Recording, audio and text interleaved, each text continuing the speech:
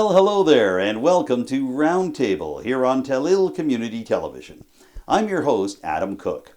On this week's show, immigration numbers are up across Cape Breton, including right here in the Strait area. We'll discuss these trends with a representative of the Cape Breton Partnership who specializes in immigration and settlement. You're also going to hear from the head of the Snowmobilers Association of Nova Scotia to talk about a provincial pilot project in parts of Inverness and Lunenburg counties that will allow snowmobilers access to public roads until the end of March. But we begin with an interview with someone who you may be familiar with through his 19 years in Parliament representing Cape Breton-Canso and from his 3 years as Canada's Consul-General to New England. He is Rodger Cuzner, one of the newest crop of Canadian senators named by Justin Trudeau, the Prime Minister of Canada, to sit in the upper chamber. Here's my conversation with Rodger Cuzner right now. And now we are pleased to welcome back to Community Television former Cape Breton-Canso MP and former Consul-General for Canada to New England. He is one of the newest crop of senators heading to the Red Chamber. We're pleased to welcome Rodger Cuzner to the program. Senator Cuzner, thank you for joining me on Roundtable today. Absolute pleasure to be here, Adam. I look forward to our conversation. Well, let's hit the ground running. You were one of a couple of senators from Nova Scotia that were chosen by the Prime Minister. You've obviously served in the Prime Minister's caucus and accepted his appointment as Consul General to New England. What was it like to get that phone call or that invitation from the Prime Minister's office to sit in the Red Chamber? Well, it was the culmination of a number of months of busy work. Really, the process had started a year prior, and anybody that's followed the evolution of the Senate since 2015, they know that there's an independent application process that each senator goes through.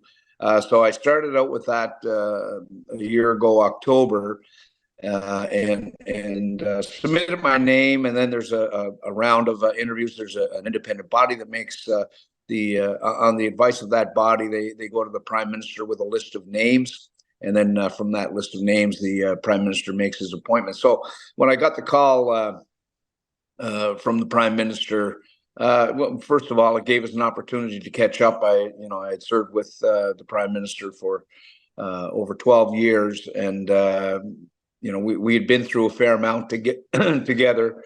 So we did get an opportunity to catch up, but he was very clear. He said, the Senate, we're working toward an independent Senate, and I want you to go there. There are 4 different groups.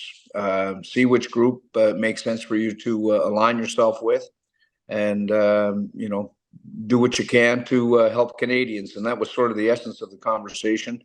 I thought he may direct me one way or another, but that's just not in him. He's sincere when he says something, he means it, and he said, "Sort it out yourself, and good luck." So we had a great conversation, and so we've been there now for pretty much a month. Now, I wanted to get some clarification from you, speaking about choosing which group you're going to be going with in the Senate. Not long before he became Prime Minister, he was still a Liberal leader in opposition at this point. Justin Trudeau announced that there weren't going to be any such thing as Liberal Party senators anymore, that they would be independent senators. They could be aligned with the Liberal Party, but they wouldn't be identified as Liberals. Can you clarify for us, is this still the case? Are you officially a Liberal senator? What exactly do we call Senator Cuzner and his colleagues right now? Well, there are 4 different groups within the Senate. Again, Prime Minister Trudeau has appointed over 75 of the current Senate roster. And so most of them have broken into one of 3 groups. That would be the Canadian Senate group. And we've got a couple of Nova Scotia senators within that group. We have the Independent Senate group, and again, some Nova Scotians in there. I made the decision just Friday past to join the Progressive Senate group, which is under the leadership of Nova Scotia's Jane Cordy. Jane and I go back over 20 years. And then there's the conservative group, and a lot of them, they're the sort of last group of senators that would have been appointed under former Prime Minister Harper.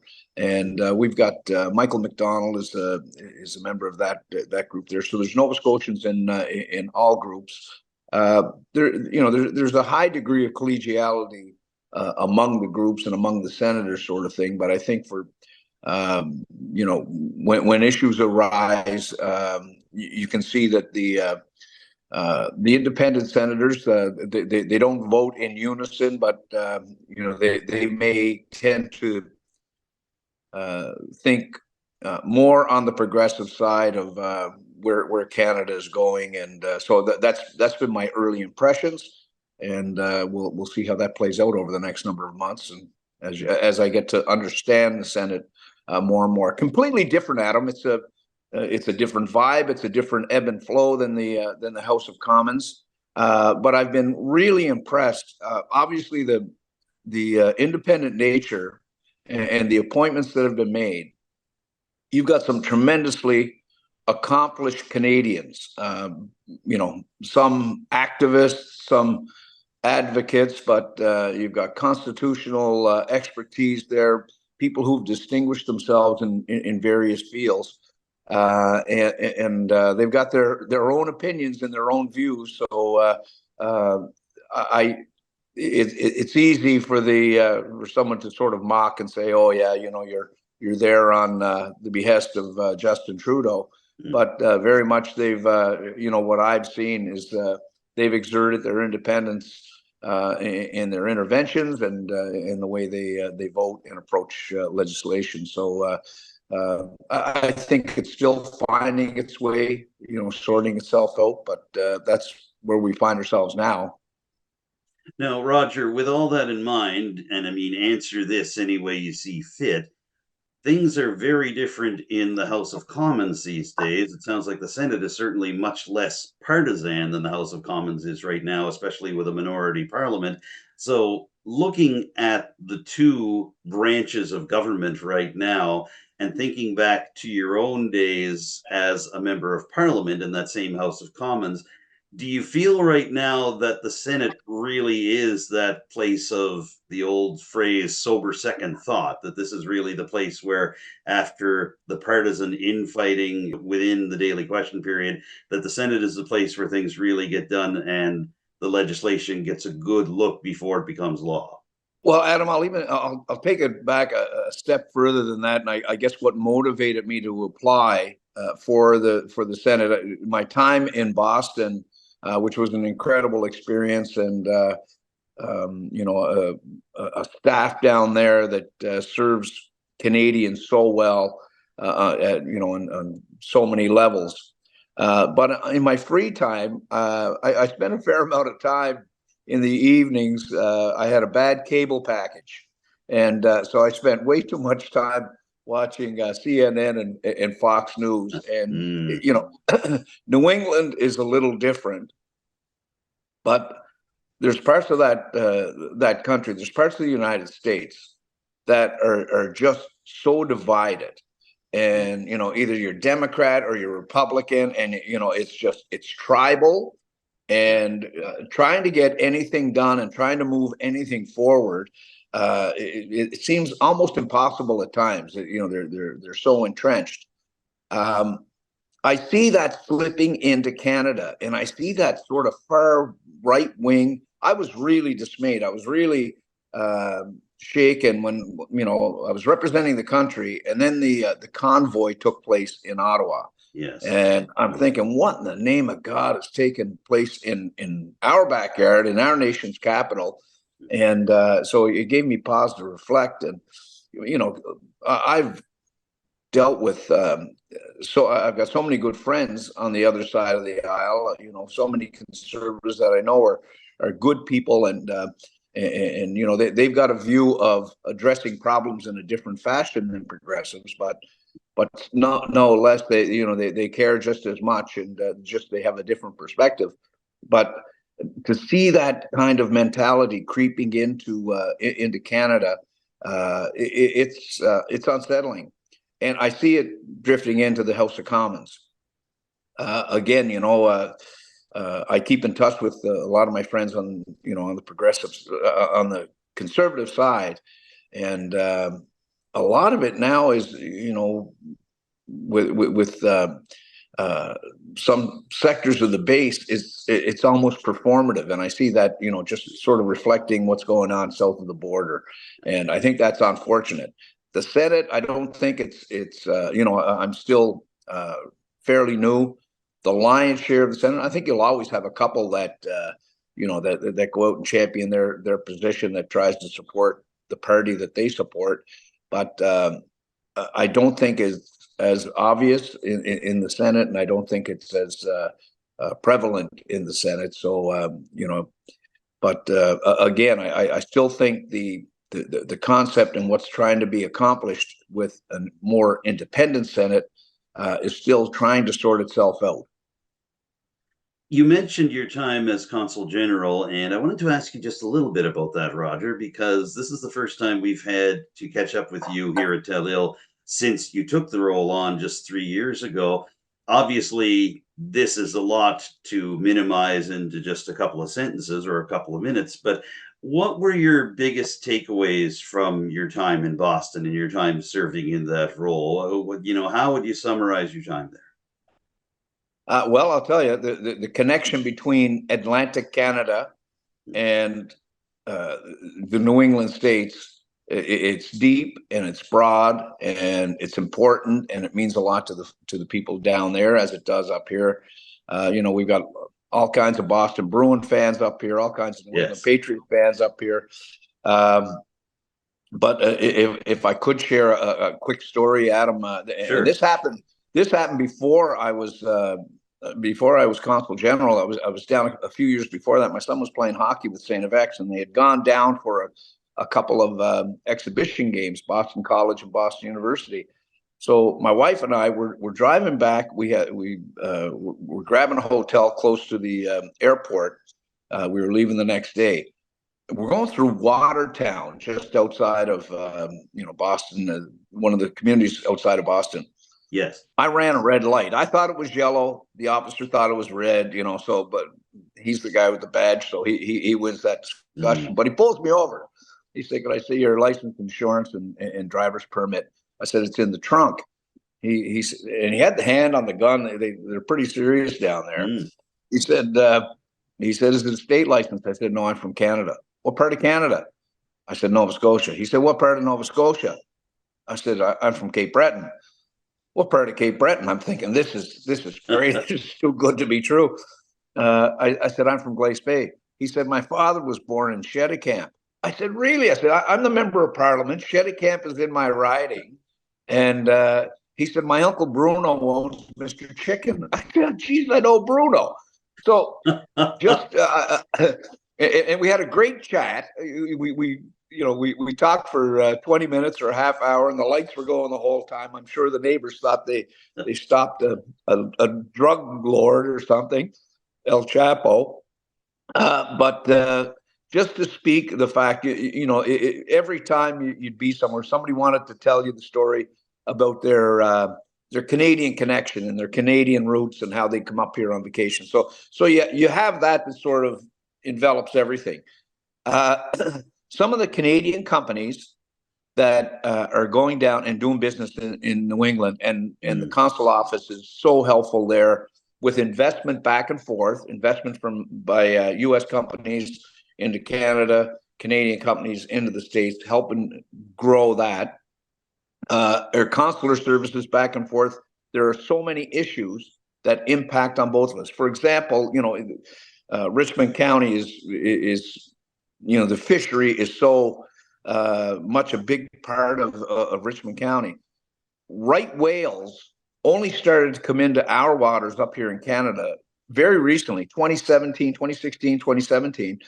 And because of the status of that species, and we had some strikes and we had there were a number of deaths from right whales in 2017.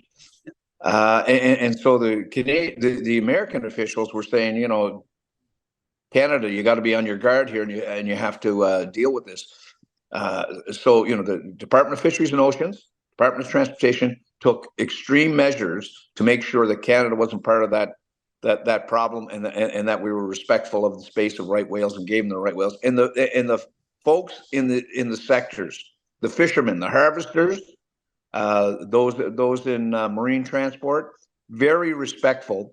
And so I think we've got a great plan in place in a response to the right whale issue, because if NOAA says Canadians aren't doing enough, and if they're not doing enough, they're not going to have access to U.S. markets. Yeah. Well, you talk to your people in the fishery, they know how essential access to the U.S. market is.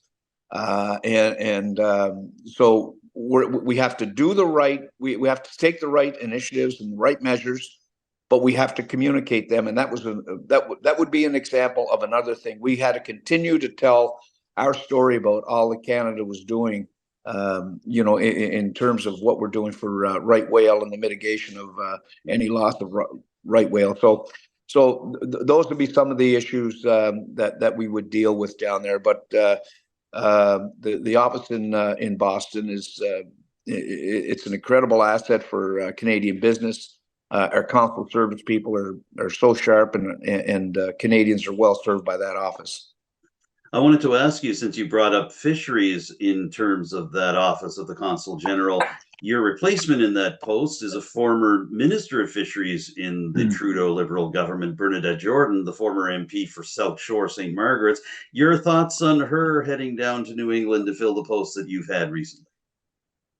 Well, I had an opportunity after it was announced. I had an opportunity to speak with Bernadette and wish her best and offer myself.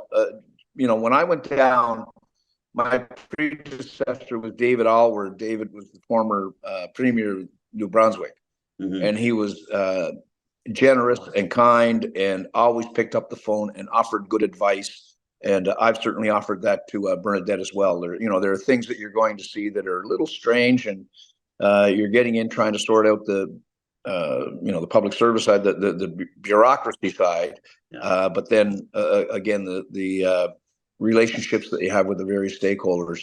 Bernadette's smart. She's a hard worker.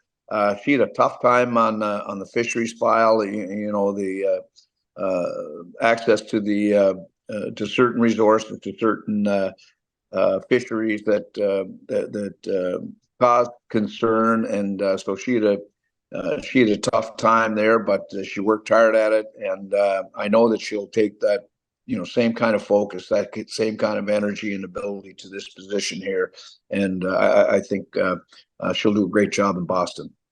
We'll hope for the best there. Now, no conversation about being Canada's Consul-General to New England and being based in Boston can avoid a question, especially this time of year, about Nova Scotia's annual contribution to Boston's Christmas celebrations, the Christmas tree for Boston. Were you there for the most recent tree lighting just before your time as Consul-General wrapped up? And even if you weren't, what do you take away from being involved at that level and seeing the tree come from Nova Scotia to Boston every year? It is, and that's so cool of you to bring that up, because that's one of those special things as well, Adam. The first year was under it was COVID, and there was no celebration. It was Marty Walsh was then mayor of Boston, and Charlie Baker was the governor of Massachusetts, and so they brought greetings on behalf of their respective posts. But I attended two, and I didn't get to the last one here, but they are a special occasion. Again, it brings anybody that has any kind of a Canadian relationship. Boston Commons are packed for that night. They put on a tremendous show. Province of Nova Scotia should be very proud of the evening of entertainment, and just the spirit in which it celebrates an incredibly generous gesture on the part of Bostonians, that in the wake of this horrific tragedy, this huge explosion, unsolicited, the people of Boston, the doctors, nurses, health professionals, the food and the support, and they loaded up trains and headed up to Halifax to help the people of Halifax, again, unsolicited, but they, the gesture of the Christmas tree has been one that is well received by the people in Boston. It's appreciated, from a pure business standpoint. The people that you're able to bring together, and I know Premier Houston each year, and I think it's been, year over year, the premiers use this as an opportunity to solidify that relationship with people in the Boston, Massachusetts, New England area. So it's a special thing, and it just, that gesture showed Boston at its best all those years ago, and I think the tree lighting, the tree coming down, all the activity around the tree, and one came from Richmond County 2 years ago. It was pretty cool. Indeed. Yeah, that was great. And so that shows Nova Scotia at its best as well. Just that the thanks that we offer, it's not one and done, that it continues to exist and it continues to be celebrated. So that's a special event for sure. It very much is. One more question as we're winding down here, Roger, and I think you might have known this question is coming. You became famous in the House of Commons every year at this time for your reworkings of Clement Clarke Moore's A Visit from St. Nicholas. It was so famous it actually got referenced on the Christmas edition of This Hour Has 22 Minutes just a couple of weeks ago, when they were looking at MPs who do that type of thing now. So the burning question everybody wants to know is Senator Rodger Cuzner blowing the dust off his rhyming dictionary. If you haven't done a reworking of The Night Before Christmas this session, are you thinking you might just revive it for the Red Chamber on future Christmases?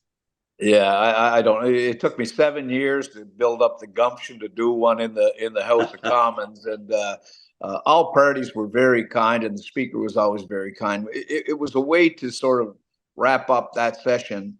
Typically, going into the Christmas break, you're trying to, the government's trying to shovel off legislation, and the opposition are trying everything they can to gum up the works. But even in opposition, I do one, and I did it for 12 or 13 years. So I did get a call from Darren Fisher, a good friend of mine, and he's from Dartmouth. So, I think anybody that has ever paid attention, they probably saw a little Rodger Cuzner in Darren's presentation. I wasn't interested in doing one in the Senate. I don't know the Senate well enough, and I don't know the players in the Senate well enough. Like I say, it's a different world in Senate, so I don't think I'll be brushing that off. But I think Fish did a great job.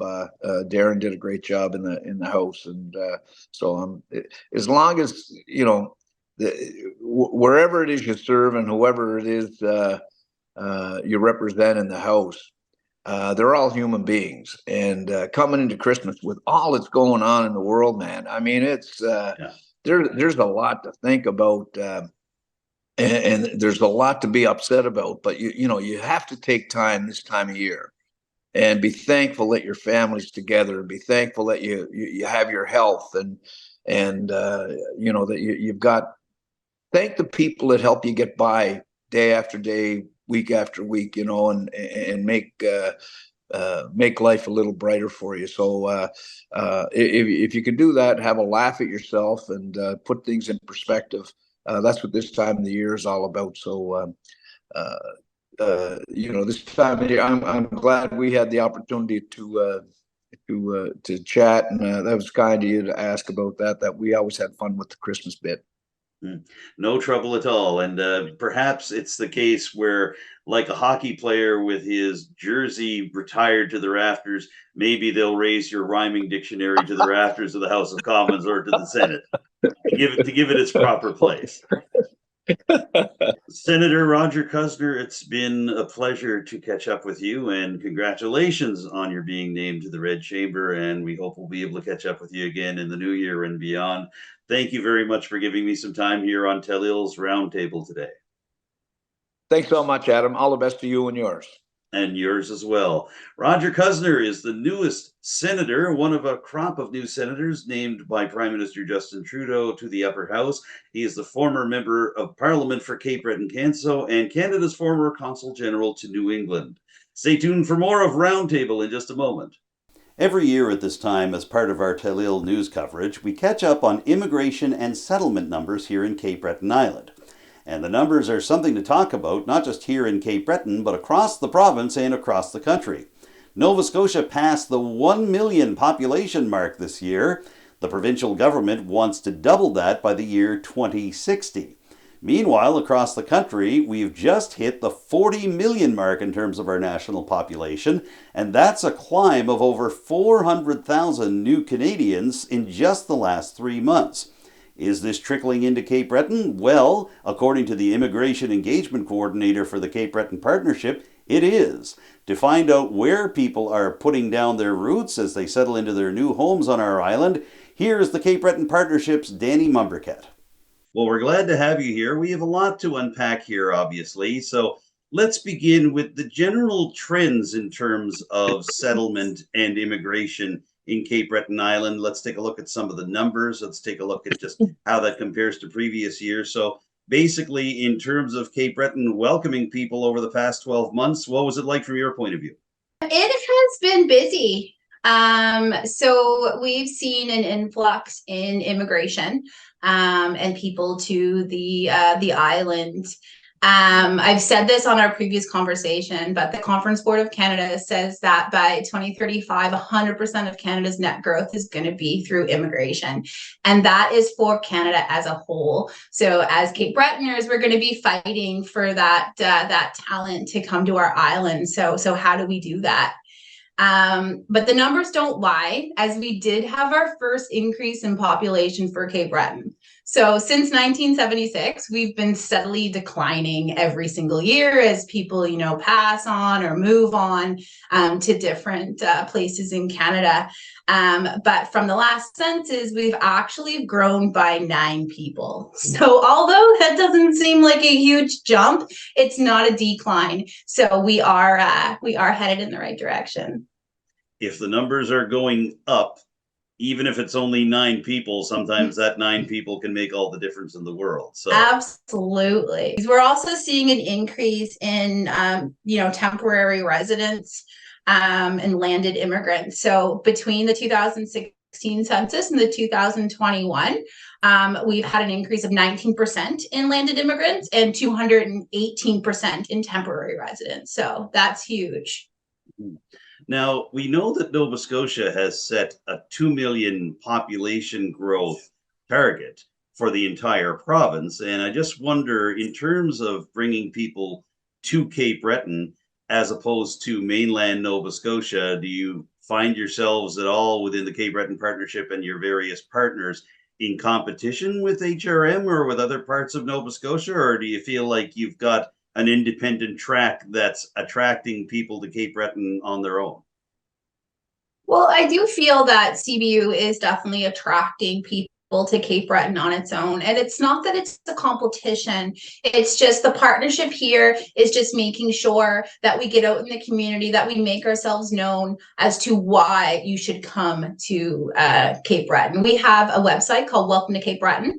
On that, it says, what do you do to work? Where do you do to play? Where do you do to invest? So we do make it as clear as we can, the positive of what it is to come and live on our island. And let me ask you a little bit about the idea of attracting people to, as you say, Cape Breton University, which has had great success in bringing international students in, but also bringing people to different parts of the island. We are seeing some settlement in Victoria, Richmond, and Inverness counties. Can you tell me a little bit about the idea of what attracts people to come to the island in the first place and whether that fits into a more rural setting as opposed to the urban setting of Sydney and the surrounding areas? Yeah, absolutely. So I do have some hard fact numbers, which I feel it's helpful for these conversations. Sure. So we talk about the census. So the census is only able to track those who are landed immigrants that come here and they have PR, or who have had PR once they've got to Canada. So for that, we have seen, it's a big number in Cape Breton, so it's 2,300 permanent residents settle in the CBRM. 135 have settled in Port Hawkesbury, 175 in Inverness, 120 in Richmond, and 120 in Victoria. So even though CBRM does have the bulk of those individuals, you are seeing individuals go into the rural communities. Okay, well, I'm glad to hear that. It sounds like things are spreading out in terms of the actual populations of the other municipalities. So can you tell us a bit about where our new neighbors are coming from here in Cape Breton, Dani? Basically, what countries and what parts of the world seem to be sending their best and brightest over here? Absolutely. So we recently launched an immigration information booklet. So it's kind of, where are people from? So it's the Philippines that has the majority of the percentage in Cape Breton. So 20% come from the Philippines, 12% come from Germany. And then you have 9% both China and India, 7% from Syria, and 5% from the UK. So it's a good mix of people, and maybe not what people would have expected if you said, where are our neighbors coming from? That is a very diverse group of areas. What are you seeing in terms of the Ukraine and the Middle East, two areas which, of course, are experiencing violent conflicts? Ukraine has been going on for nearly 2 years now. The Middle East situation really erupted just a couple of months ago. Are you seeing some migration from those areas, or at the very least, interest from those areas in coming to Cape Breton still? Absolutely. So I can't speak much about the actual wars themselves, but who I actually deal with. So the Ukrainians have been coming to me more and more frequently, which is nice because they're there and they're looking for permanent residence. So they have an open work permit. They're looking to stay. So I have been getting quite a few calls from the Ukrainian nationals kind of wondering what their next step is to apply for PR. There are some barriers and challenges with that, of course, because when they would have came on that work permit, their language perhaps wasn't up to what the eligibility would be for permanent residence. So we're working with them. We're sending them to other service providers and settlement services to kind of help them get to the point where they can apply for their PR. Okay, well, we'll hope for the best there as things go forward. I want to talk about the importance of education programs and attracting people from around the world. Now, you work with students at Cape Breton University. We have as well in this part of the island seen an influx that's built up year by year of people from different countries coming to take part in the programs at the Nova Scotia Community College. You see that at the Waterfront campus and also at Strait Area campus. And I just wondered if you could speak to your work with students and also the appeal of students in coming to different parts of Cape Breton and different programs to settle in and further their education and maybe even stay after they've got their degrees. Absolutely. So we see more and more individuals going to the community colleges, which is great. A couple of years ago, that wasn't the case. But as you said, NSCC Waterfront, NSCC Strait, we are seeing international students there as well to take those courses that we need here in Cape Breton for the labor market. Well, that's great. What I do is I put myself in front of students every single day, whether I attend information sessions, I do information sessions, orientation sessions. It's really important for them to know who I am and what I can do for them. So when they're able to do their PR journey, that they're not alone. And we want them to stay in Cape Breton. So I work with local employers and those, graduate students to get them fitted in that job to hopefully stay, raise their families, and add to the labor market and population here in Cape Breton. Can I zero in on that just for a moment, Dani? You are, as we mentioned off the top, the Immigration Engagement Coordinator for the Cape Breton Partnership. So you are working with students and with employers, matching them up and just getting their student experience. What's been your takeaway in terms of what international students are saying to you this year? Are they speaking with some optimism about staying in Cape Breton? Are there challenges? What are you gaining even from a day-to-day basis in terms of these conversations you're having with the international students?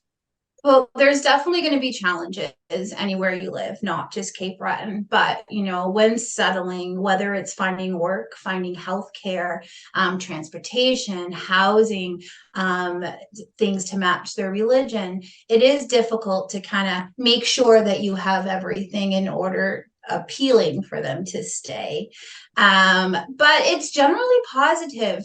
I believe that the public policy that the students are able to work full time for their studies right now is helping that. They're not working, 1 20-hour week job and then trying to find a full-time job once they graduate. They're already currently working in that job full time. So I do feel like that's a big positive for the students to kind of transition into their PR journey after they graduate.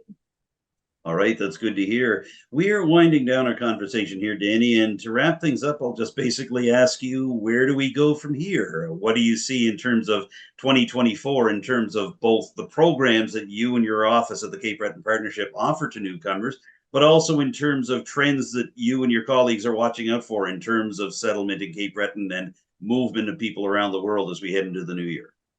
Absolutely. So we do, as always, hope that 2024 brings new faces to Cape Breton. So my colleague Kelly McKinnon recently attended Destination Canada in Paris and Morocco. So that is a recruitment forum that she attends with the province of Nova Scotia Department of Labour Standards and Immigration to bring Francophone workers to Canada. So that was really successful. So we go on behalf of the employer, and we had over 3,000 applications to open jobs for Cape Breton employers. So 3,000 is huge. So yes, we have a big task to go through all those. But it's recruitment and taking people to the island. We're just promoting the partnership, what we can do for employers and newcomers. We have different programs as the Welcome Network, which is a group of volunteer-led individuals that help newcomers settle to the island. And there's different groups throughout the whole island in different communities. We also have the Cape Breton, the Connector program. So the Connector program is used for graduate students. So once they're 6 months away from graduation, they can connect with our coordinator. They can help with their resume, their interview skills, and they match them with a connector, which is an employer in their field of study or their field of work, and hopefully they can build their networks that way. So we're just putting ourselves out there to the public. We're letting them know we're here. This is what we can do for you, and hopefully attract and retain people to our island. Mm-hmm. And of course, you mentioned earlier on the Welcome to Cape Breton website, and I just wondered, are all of the information on these particular programs on this site? Can people go right there and find it out? Absolutely. So we have the Cape Breton Partnership website, and you'll see a tab at the very top. It says how we can help. And there's about 20 ways of how we can help. That will also bring you to the Welcome to Cape Breton website, which is more of a settlement-based website of resources to help settle on the island as well. We've covered a lot of ground here, Dani Mombourquette, as I thought we might. Did you want to add anything else about any of this just before we wrap up?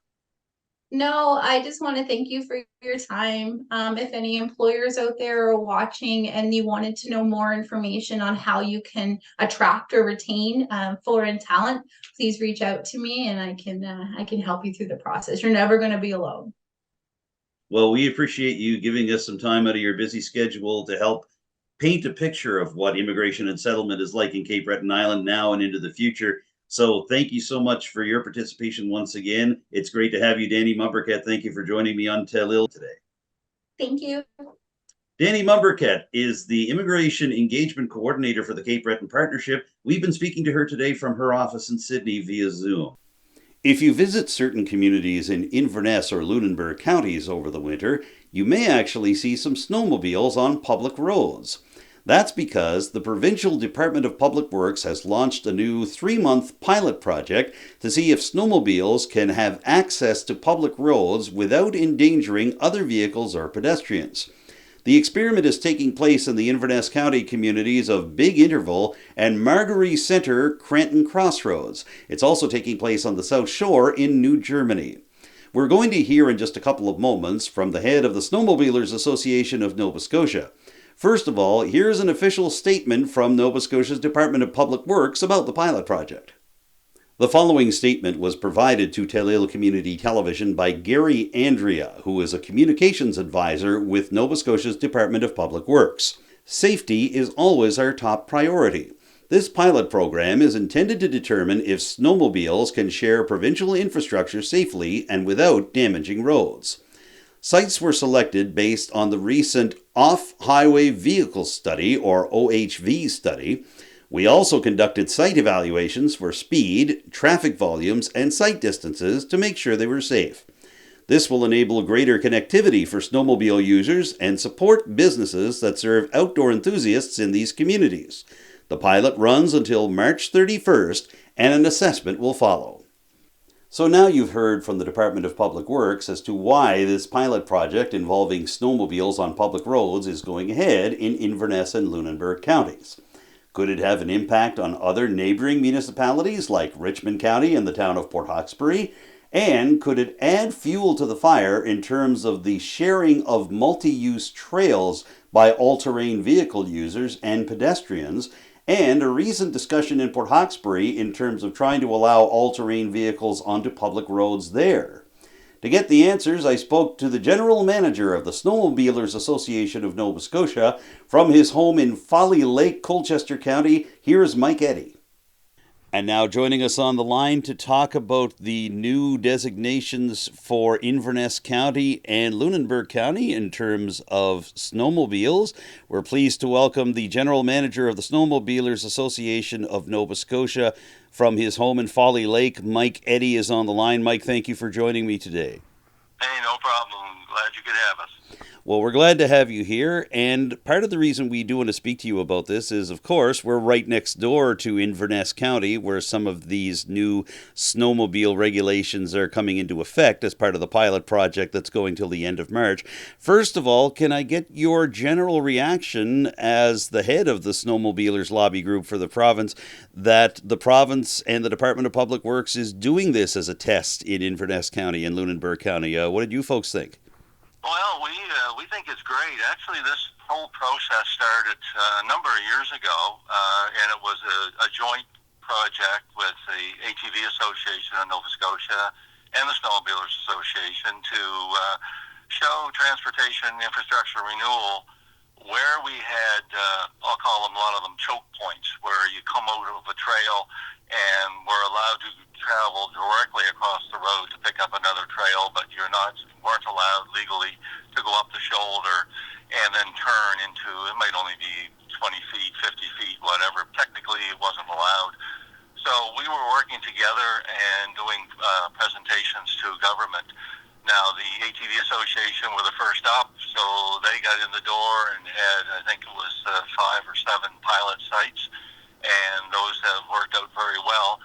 And we wanted to, have our turn at the legislation and access a few areas. Now, just by background, all we were looking for was trail connectivity to go from one trail system to another, and to amenities such as fuel, lodging, food.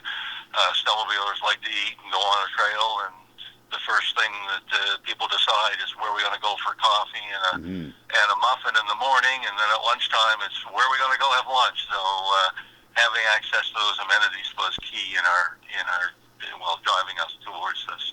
So let's talk a little bit about the sites that were chosen. One of them is in Lunenburg County in New Germany.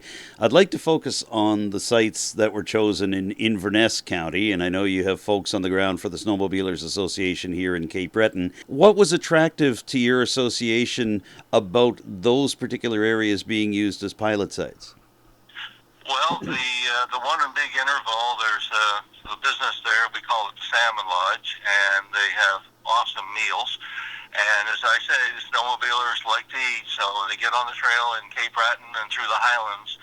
Eventually, most people will end up down at the Salmon Lodge. And in order to access it, we always had to travel a ways on a plowed dirt road. It just runs down to their business. So we've been doing it, and it's been technically illegal to the road. So what we wanted to do was make this travel to their location legal, and that's why had that as one of the top priorities on our list. And as I said earlier, that's certainly our goal, is to get to amenities and to get to these businesses which really depend on snow and the snowmobilers for the off season to come by and fill their seats.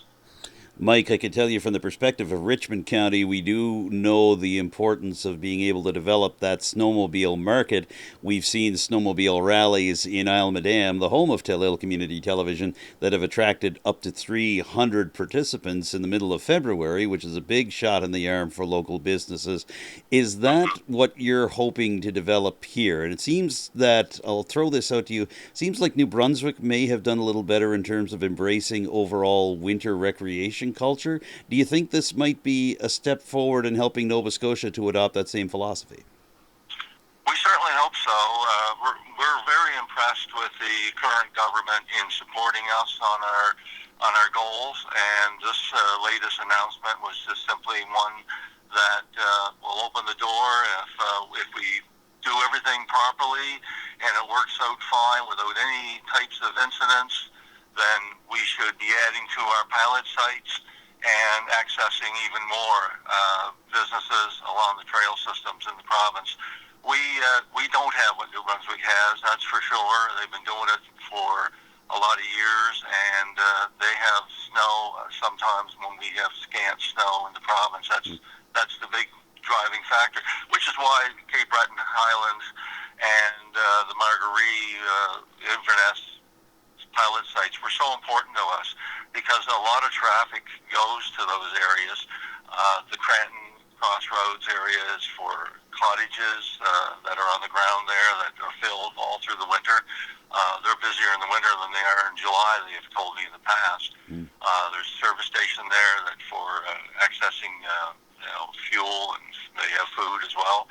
So it's to meet the needs of our snowmobilers that we've been addressing these sites. Now, how do you think this works out in terms of the overall conversation on the development of multi-use trails in different parts of Nova Scotia? You mentioned the groundwork that the All-Terrain Vehicle Association has been putting through in terms of developing pilot sites with the provincial government. I know here in Richmond County and Port Hawkesbury, there has been some conversation about allowing greater access to off-road vehicles on actual public road systems. What's your sense as to how this pilot project could help that conversation move along? Well, for our pilot, it's not going to be as many projects put forward as the ATV Association would have. Being wheeled vehicles, they have a different terrain that they'll travel on, and certainly us with snow. So we need, ice and snow on the shoulders of roads in order to really make the connections. And while they have trails that are from tip to tip of the province, where we are only in the snow belt, their needs are much greater for accessing some side of the road travel. But we don't see a lot of driving down pavement to get to a location in our plans. However, certainly if you travel, I know if you go to Quebec or even in New Brunswick, there's a lot of places that you have to access by driving on sidewalks and on pavement, and that's to get to hotels and different businesses along the trail. All right, we'll ask just one more question here, Mike, and let's get back to the heart of the matter, the snowmobilers themselves. What are people saying to you and to your association about these new pilot projects in Inverness County and Lunenburg County? Are they hoping for expansion once the provincial government has done an assessment after the March 31st wrap-up? What are people saying to you in terms of their enjoyment of snowmobiling and being able to enjoy it in a different level now? Well, everybody's been so supportive so far with the announcement. As I say, these are three critical locations that we picked, and we want to have positive outcomes when they're reviewed at the end of March.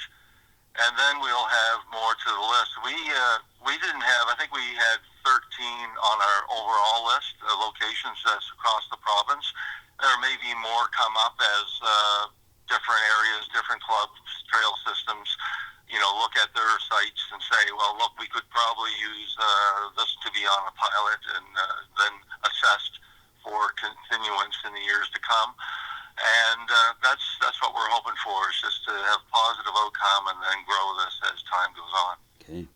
All right. Well, we'll hope for the best there. We have covered a lot of ground in a short time, Mike Eddy, as I thought we might. Did you want to add anything else on this just before we wrap up?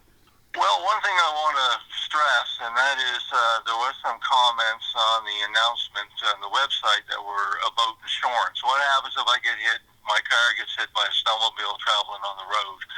All OHVs, off-highway vehicles, be it dirt bike, motorcycle, an ATV, or snowmobile, are required to have insurance. So we have public liability, property damage insurance on all snowmobiles. It's a requirement by law.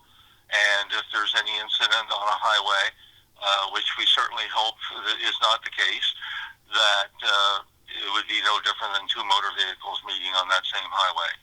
The insurance is in place. All right, it's good to have that cleared up.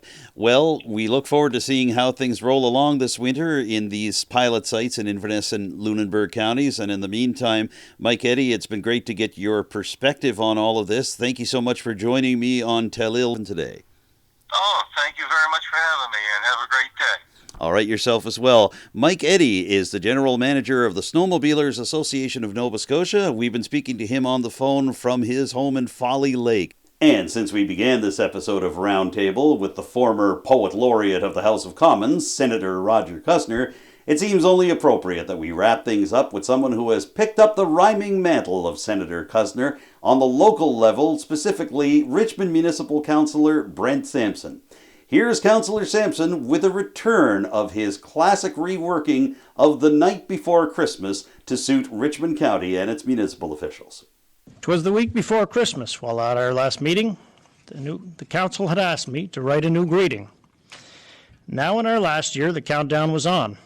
The campaigning never stops for Deputy Sean. Troy is still here, and we're thankful to him. His schedule is quite often packed to the brim. Shelley is doing well in her role. Dealing with politicians can take quite a toll. If the roads are so bad that they're not safe to drive, you can now call Michael at 631-0975. The warden was dreaming of green hydrogen. Do you know how hard it is to rhyme hydrogen? Melanie is hoping the new arena stays near. St. Peter's location is her biggest fear. A poem next year, I can't guarantee. 12 months from now, who knows where we'll be. Merry Christmas to all. Thank you, Councillor. We missed that last year, so appreciate you bringing it back. And there you have it. That wraps up this week's edition of Roundtable.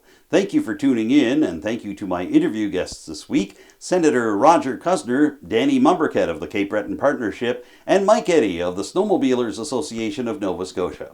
If you have any thoughts about what you've seen over the past hour here on Roundtable, or you'd simply like to make suggestions for a future edition of the show, I'd love to hear them. You can contact me directly. My phone number is 902-625-8863, and you can reach me by email using the address adamjrcook, cook with an E, @gmail.com. You can also contact Halil Community Television directly with your suggestions and your comments. The station phone number in Arashat is 902-226-1928, and the best email address to use is telil@telil.tv. Don't forget that you can follow Tell Ill on social media. We're on X, formerly known as Twitter, as well as Facebook, Instagram, TikTok, and YouTube. The Tell Ill YouTube channel features every single episode of Roundtable, including this one. We offer the same service for our sister program, Tell Ill 24/7, and you can also see several new French language news programs produced by the latest addition to the Tell Ill news team, Jacqueline Giroir. For now, I'm Adam Cook. Thank you once again for joining me for this week's edition of Roundtable. As we're headlong into the Christmas season now, I wish you all a very Merry Christmas and a very Happy New Year, and Happy Holidays to those who don't celebrate Christmas. And I look forward to seeing you early in 2024 with a brand new edition of Roundtable. Till then, take care and happy holidays.